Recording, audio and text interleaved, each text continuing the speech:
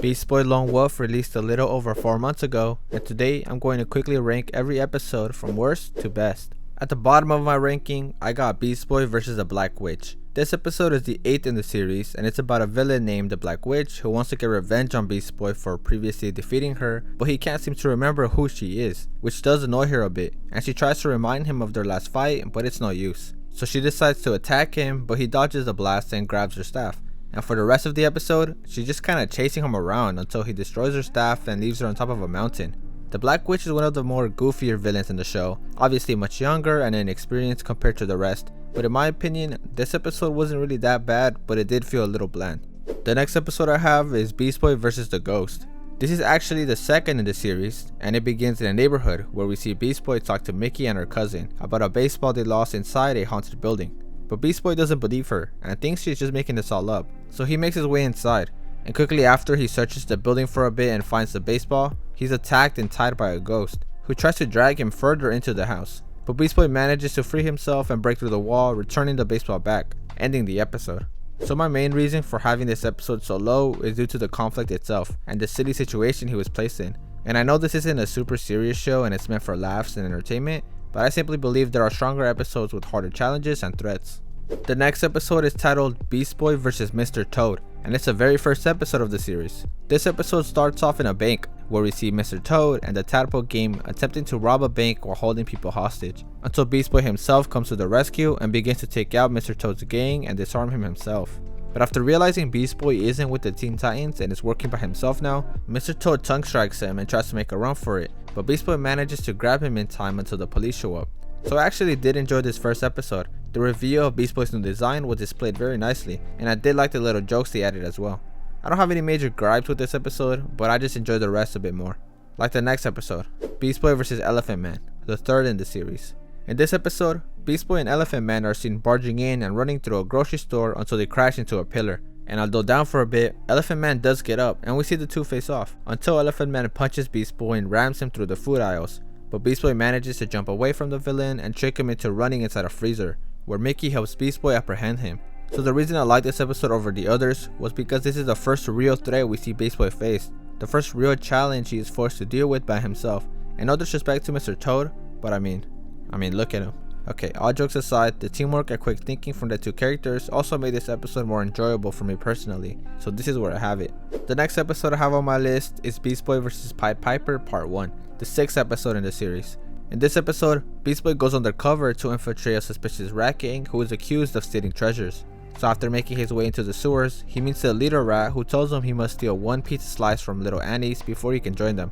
So Beast Boy agrees, assuming it'll be an easy job for him, but he soon realizes why the shop is named Little Annie's. So Beast Boy has to figure out a way to beat the cat as a rat without raising any suspicion. And after watching the cat tear open a flour bag, he decides to do the same to create cover for himself. And once he's fully hidden, he turns into a dog and scares the cat away, officially becoming a member of the rat gang. But before the episode ends, we see Beast Boy being controlled by music coming from the deep sewers, ending the first part of the story.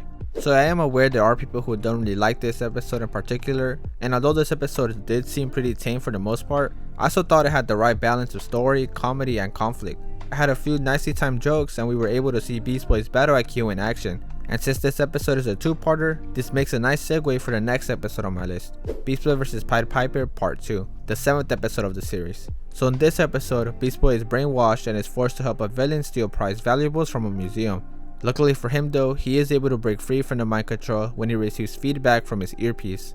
And once free, he immediately recognizes the villain as a Pied Piper, a character who is able to control rats with the sound of his flute.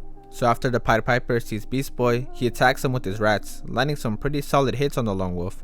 And after irritating the hero enough, Beast Boy decides to get serious and turns into a T-Rex, which allows him to break free, tackle the Pied Piper, and steal his flute, even managing to successfully use it and control the rats to hold the Pied Piper down.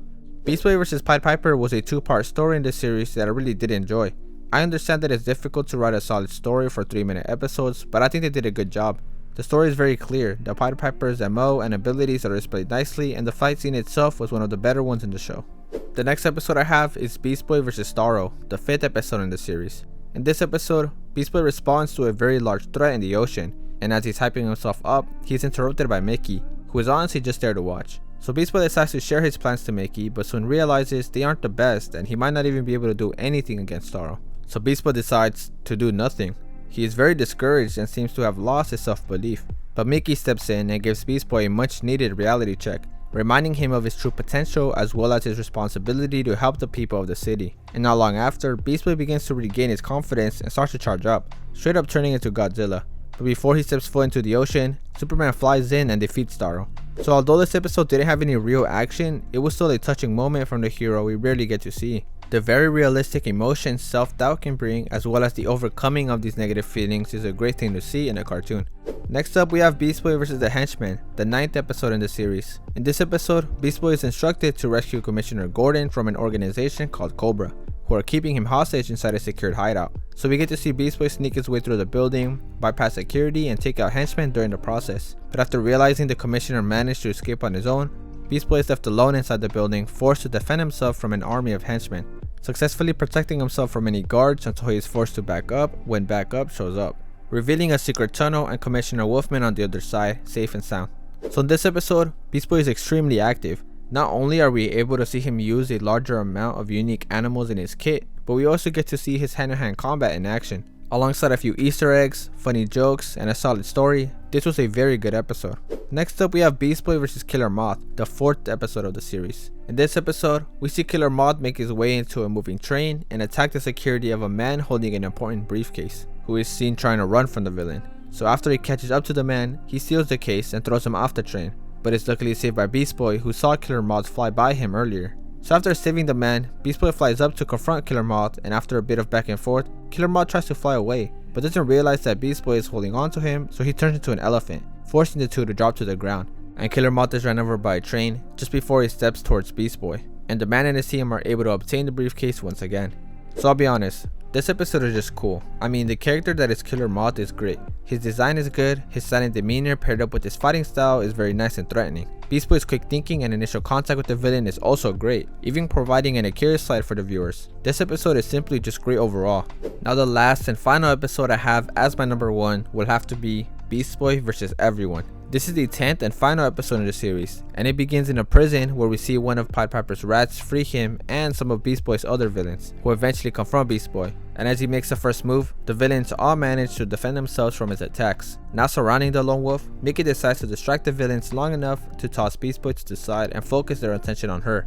And just as she's about to get crushed by a truck, Beast Boy manages to get up in time to save her, and the two come up with a quick plan to take out the evil crew, starting with Mickey distracting Mr. Toad and Beast Boy taking out the rest of the villains, eventually catching up to Mr. Toad to finish the job. And the episode ends with the leader rat being eaten by a cat and the villains being arrested. So for the final episode of the first season, I think it's amazing. The classic team up between villains to fight the protagonist again will always be one of my favorite tropes in media. And although it is a 3-minute episode, they still managed to pull it off and demonstrate the power of both sides, showing the capabilities of teamwork and determination, ultimately creating a very entertaining and interesting episode for the viewers. Well guys, it looks like that'll be it for today. I wanted to keep my reasoning for each episode very brief and straightforward, as they are very short episodes and I didn't want to unnecessarily yap for each one. But anyway, don't forget to like the video if you enjoyed and subscribe if you would like to see more. Thank you so much for watching and I'll see you guys next time.